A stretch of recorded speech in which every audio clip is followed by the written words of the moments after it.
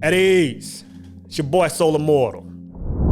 Today, brothers, I want to talk about something that I'm sure will sound crazy to the majority of you, right? But I am 100% convinced that when it's all said and done, and what I mean by that is, when you're taking your last few breaths on this planet, when you're laid out on that deathbed and you're just reflecting back on life itself, brothers, I am 100% convinced that when we think about the times that we enjoyed in life, when we think about the things that made life what it was, brothers, it won't be about the boats and the cars and the trips overseas.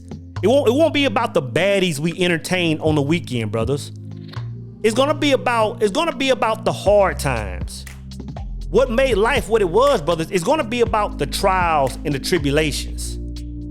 Today, brothers, I want to talk about something that I am sure, I guarantee, will change the way you view life's challenges.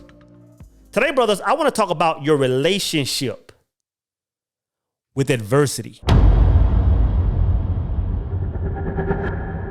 Is it not written in your law that ye are gods? You understand what I'm saying? So it just depends on what level you on based on, whether you're human or whether you're immortal. All right, brothers. We all know that when life is good, there are no complaints. Confetti is flying. We are celebrating success, popping bottles. Life is good, right?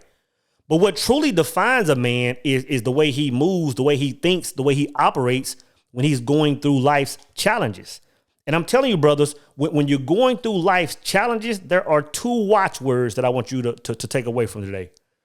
One is love, and the other one is reflection. What do you mean, soul? Love and reflection. This is what I mean, brothers. When it comes to adversity, a man must first fall in love with adversity itself. I'm going to say it again for the brothers in the back. When it comes to adversity, when it comes to battling your challenges while in this third dimension, a man must fall in love with adversity itself.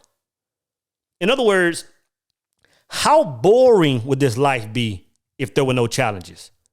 How boring would it be if you never gotten fired or never been laid off from a job? And I'm telling you, that's a difficult thing to go through. How boring would it be if you never had any illness issues that may have come up in your life? How boring would it be if you never fallen in love with the Proverbs 5 woman? Beautiful faces of evil. Shameless plug. I use this scenario all the time. I watch my son play PlayStation game after PlayStation game. I'm telling you, I've spent thousands of hours watching him, right? And I can only imagine what it would be like for him to play Call of Duty and have absolutely no ops. It would be boring to watch him play Call of Duty and there were no landmines, there were no missions, there were no hurdles to jump, no obstacles to overcome.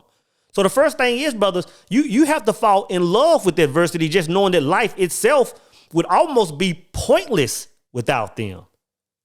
Think about it. Think about going from zero, from birth to 100 years old, and all you had to do was just wake up and sleep, wake up and sleep. No challenges, no pros and cons to life, no hurdles to jump.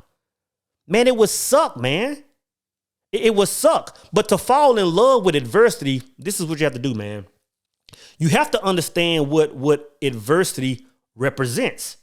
You have to understand that adversity means that you've either gone through changes or that you need to go through changes. And this is what I mean, right? For example, going back to the scenario of me losing jobs, brother, I probably lost 3 or 4 jobs in my life. I've been laid off probably at least 3 times in my life. And of course, hindsight is 20/20. So when I'm looking back, man, I can see the purpose of me losing those jobs. I can see that it was due to me leveling up. I can see that it was due to me changing my mindset, outgrowing that position, and the universe just gave me that new version of myself. So that's a pro, man. You have to look at that as a pro. Even going through, I look at the same, when it comes to relationships. I've gone through a divorce. I've gone through relationships that were just torn down. And each time it was due to me being a more leveled up person. My mindset changed. My habits changed. Everything around me changed. I was no longer fit for that old relationship. You know what I mean? So it's a good thing. At the same time, brother, I've gone to a doctor and a doctor would say, hey, you know what, Brother Soul, like you done put a few pounds on. Like, maybe your cholesterol is creeping up on you or something. And that represented a change I needed to make. But again, man, you have to look at it as those are things that make life exciting. Again, think about life 100 years with none of this stuff happening. Brother, life would literally suck. So, man, to fall in love with adversity is primarily just falling in love with that adversity represents. It's going to represent either some growth or some changes that need to be made, right? Now, the second one, man, is reflection. Reflection, man. Think back. I'm talking about as far as you can. Think back to when you first hit that first level of adversity. And for some people, man, it could have been 5, 6, 7 years old, maybe in a foster home, maybe in a home where there was divorce, there was abuse, Just think back to that first point of adversity in your life, man. And then think about where you are now. Think about where you started and think about where you now. Think about all of life's challenges, all of life's hurdles, all of life's obstacles. And brother, you have to appreciate the fact that you are where you are now. You have to say, you know what, regardless of how hard it's been, like something, some source, some being, a grandmother praying, a father on his knees, thinking about me, something got me to this point where I'm at right now, man. And I'm telling you, brother, that's the beauty of it. When you can reflect on where you came from, regardless of how bad it was, to where you are now, brother, you can now understand the purpose of adversity because it's built character. I can think back, man, I'm telling you, I could easily go back to the loss of my father. That's hard for everyone to go through, a loss of a parent. That's a challenge, man.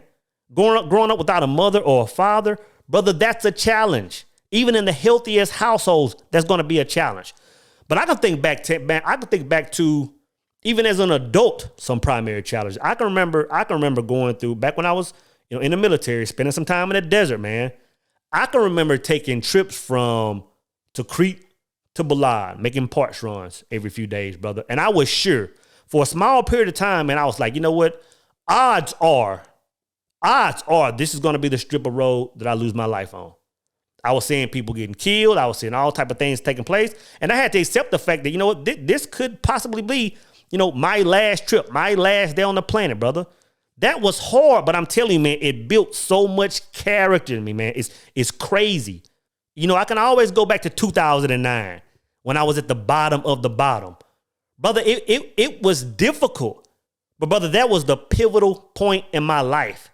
That's what made the soul that you see today, man. And without that, I would probably still just be floating through life, drifting, just with no care. In other words, with no challenges, man, we can't build character. We can't advance. We can't level up. You know what I'm saying? Even going back to jobs, like going back to me saying I lost a few jobs. When I really think about it, a lot of times, man, like for example, when we're meditating and we're trying to create this new world and we're doing all the right things, meditating, becoming. I'm telling you, brother, a lot of times we can get that mindset and that new world presents itself, but we still have a fear of taking that leap. We still have a fear of making that jump into that new world, man. Every single job that I've lost in my past was a result of me leveling up, but not having the fear to make that final jump. So, brother, I have to look at that adversity as a plus, man. I have to look at it as a plus. And I'm telling you, when it's all said and done, when I'm taking my last few breaths on this planet, brother, it's going to be the trials and tribulations, is what's going to make me smile, man. It's going to be overcoming these things. It's going to be the knowledge that I extracted from these events, brothers. In a nutshell, this is all I'm saying, man.